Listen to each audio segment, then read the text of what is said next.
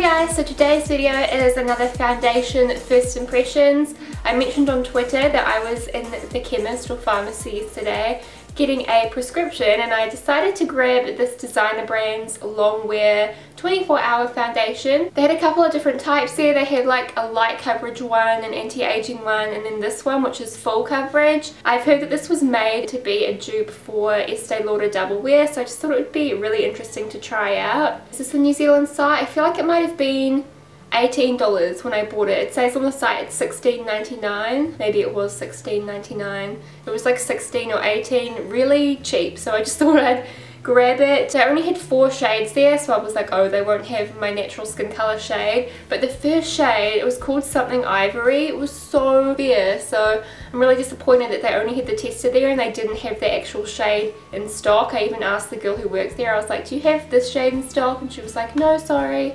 So I got the next colour up. This one is 650 Nude Beige.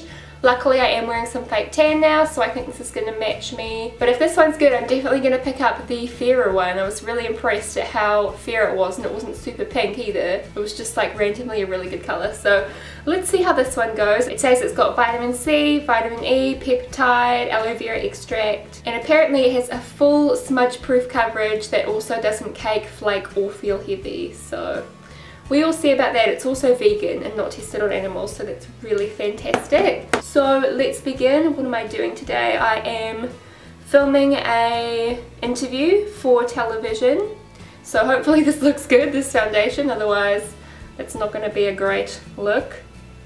I don't know if this is strong enough to hold my hair back. There we go. So I don't think I'll be going outside today or like sweating a lot or anything like that, but it's still a busy day, so I'll see how it holds up. It's kind of just like a typical day for me. Yes, I'm having a drink of water.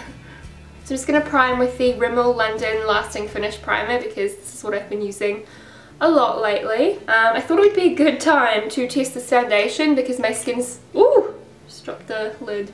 Because my skin's terrible, which I know sounds ironic, but sometimes I feel like when I watch foundation first impressions, the like beauty girl has such beautiful skin and I'm like, well, anything's gonna look good on you. So I'm really putting this to the test because my skin is disgusting at the moment. It's like quite dry and it's also breaking out like crazy because I'm using a topical cream on my face at the moment that I got from my doctor for all the congestion under my skin, especially on my forehead, but I've just been putting it over my whole face and I've never broken out like this before. It's crazy. I think it's what it's supposed to do. It's supposed to like purge your skin, but the purging stage lasts like a good few months, unfortunately. By the way, this is an Australian brand. Just thought to myself, they probably don't have this brand in the US or anything, but I'm sure you can order it online. It's supposed to be the same formulas and stuff. They like duplicate the formulas of high-end brands, but they just have different packaging and stuff, and obviously it's a lot cheaper. They don't mark the price up just because it's a brand.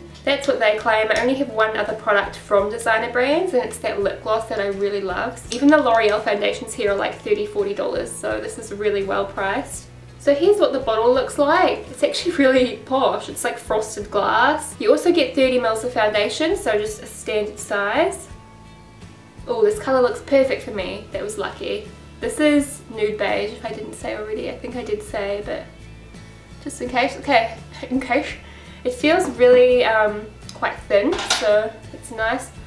Gosh, I really need to clean my brushes. I might do that this afternoon if I have time. I'm just going to use a flat top brush to buff this in because that's usually what I use. I'm quite lazy when it comes to makeup sponges. I don't use them unless it's like a special occasion. I really hope the flashback on this isn't bad because I need a new like clubbing foundation, and all my nice foundations I wear when I have a fake tan, like NARS Sheer Glow and stuff, they all give me terrible flashback in pictures, and then I get all these comments from people being like, your face is lighter than your body, why can't you see, like why don't you match your body to your face? And I'm like it's the SPF.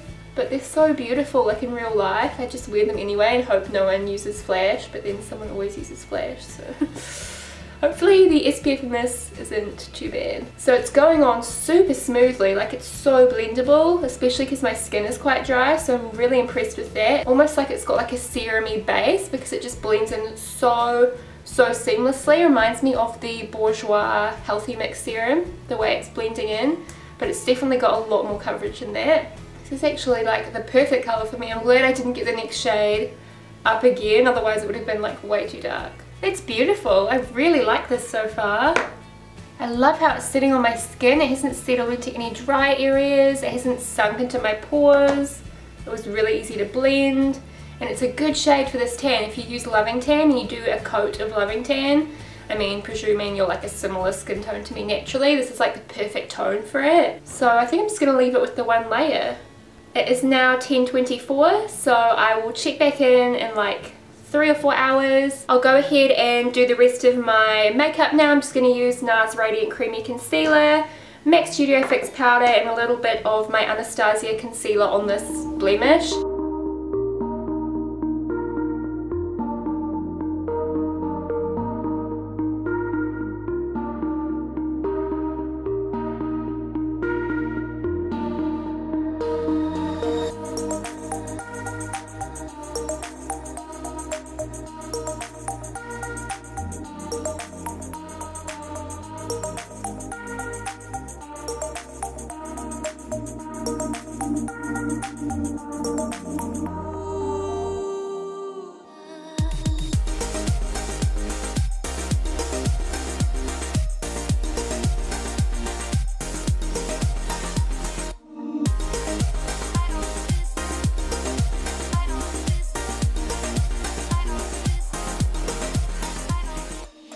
Hey guys, I am back. It is now 2:30, so it's been about 4 hours.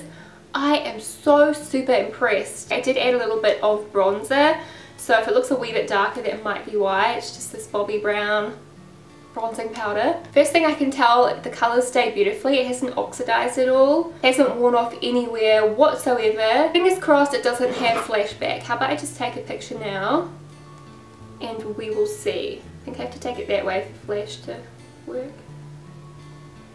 Trying to see in the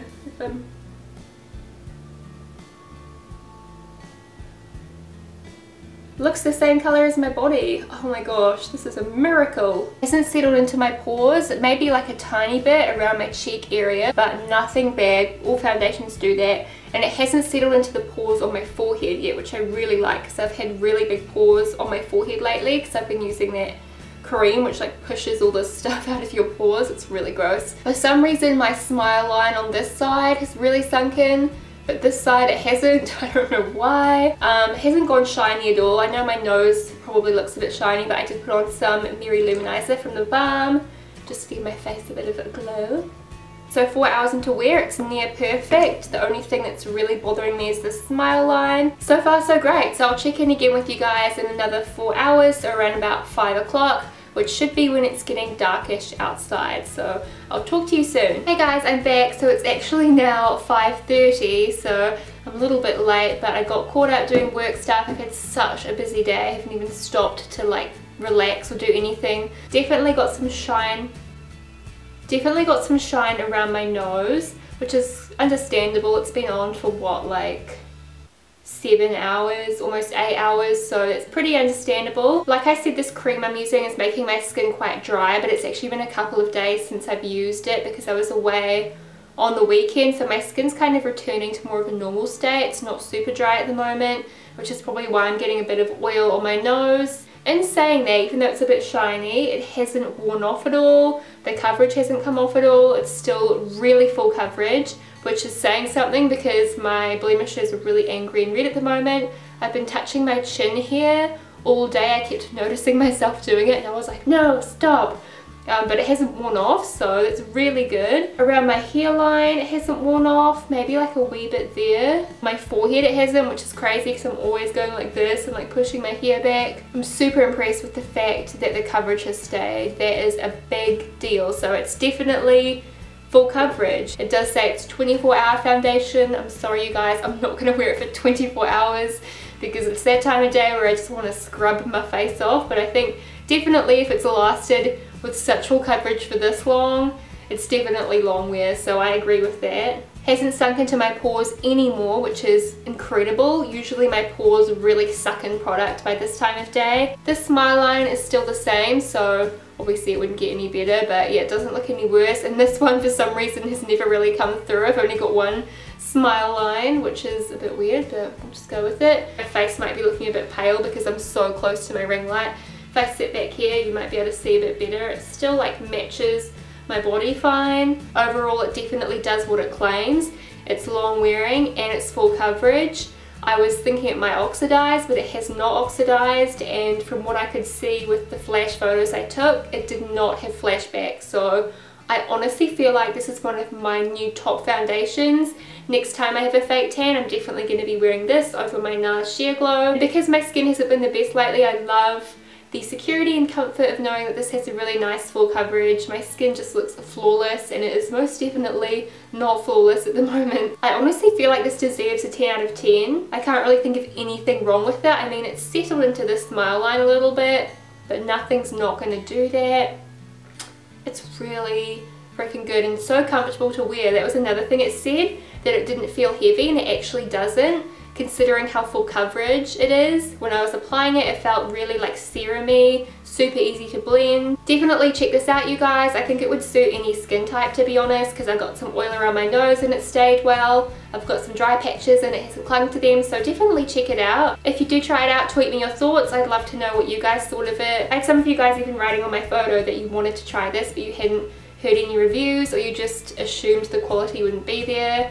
So I'm really pleasantly surprised, and hopefully you guys will be too when you try it out, because I think it's really freaking good, and I want to get my natural skin tone shade too, because they did have a fairer one. Anyway, that's my little review of this foundation and first impressions. I hope you guys enjoyed it. Give it a thumbs up if you did, and I'll talk to you soon. Bye! Zoink!